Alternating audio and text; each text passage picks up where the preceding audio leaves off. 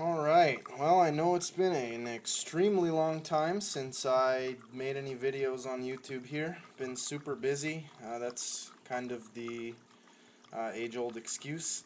As you see, I'm kind of doing a shot a little bit differently this time. That's because I'm actually finally going to dose my tank with some flatworm exit. So here's the flatworm exit box and instructions and all that. Pretty expensive stuff for how much you get. There's the expiration date, November of 2012, so plenty of time. This is what you get in that little box, or excuse me, this is the little thing you get in that big box. And then there's some instructions here.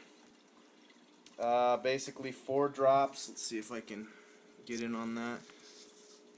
4 drops for every 20 liters. I'm sorry, it's not really focusing too well, but it's 4 drops for every 20 liters. Wait 45 minutes. If you don't see any visible death, add 50% more. So at that point, I would add 4 more drops. Here I have salt water mixed up. There's a little bit of salt. It's been going for, I don't know, 5-6 hours. The instructions also say to remove the carbon, and that's my carbon source, those filters, so I'll probably be refilling those and putting more carbon, fresh carbon in there today. Okay, here go the drops. I'm really kind of scared. 1, 2, 3, 4, 5, 6, 7, 8. Okay, I don't know how well this is going to come out on this camera, but I thought I'd give it a try. If you see on the frog spawn all those brown things moving super fast, they are moving about 50,000 times faster, literally, than I think I've ever seen them move.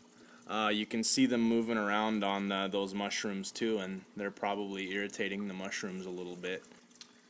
Alright, we're about 15 minutes into the process. Just wanted to show kind of how everything's being affected.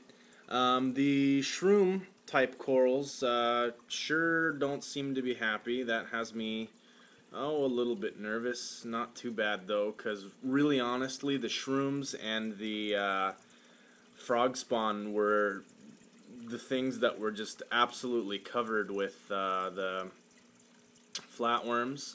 So I'm not really seeing any floating up, which is kind of the impression I got. I'm not sure why.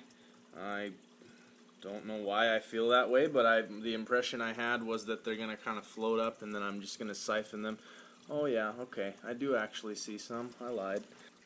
Unfortunately, I wasn't able to do the siphoning while I was videotaping because I only had 2 hands, and what I ended up doing is using a turkey baster and kind of gently blowing on the corals and everything that had dying flatworms on them, and that seemed to work out really well. Unfortunately, there was one minor casualty, although I'm not sure that was necessarily the fault of the flatworm exit. I'm more leaning towards it was my fault for not getting rid of these critters sooner. But anyway, one of the splitting heads of the frog spawn, you can see on the right there, it just kind of flew off and behind the rocks. So I doubt that I can really salvage that or anything. So I'm just kind of gonna let it be and see how it turns out. This is probably 50 minutes or so after the flatworm exit was introduced, as well as I'd siphoned before I introduced the flatworm exit, so that was 2 gallons replaced, and then while I was siphoning I replaced 5 gallons. Of course, I couldn't do all of that at once, but I would estimate probably a full, at least 5 gallons of water was fully replaced in here. So we're now a full 24 hours after the introduction of the flatworm exit, everything seems to have pretty much bounced back. Maybe not quite as happy as I would have liked it, but you know, everything did kind of go through a lot of stress. The frog spawn is nice and open, which that's more open than it's been for the past, I don't know, week or so, due to all the flatworms being on it. That thing was just covered. There still are a couple. I don't know if you can see. I can see one from here. I can't see it on the camera, but when I'm looking not through the camera view, I can see it. But anyway, I'll probably end up dosing this thing again. The most unhappy thing that I see here, and I do apologize for all this coralline. I haven't scrubbed the glass at all. The anemone is not as happy as maybe he could be.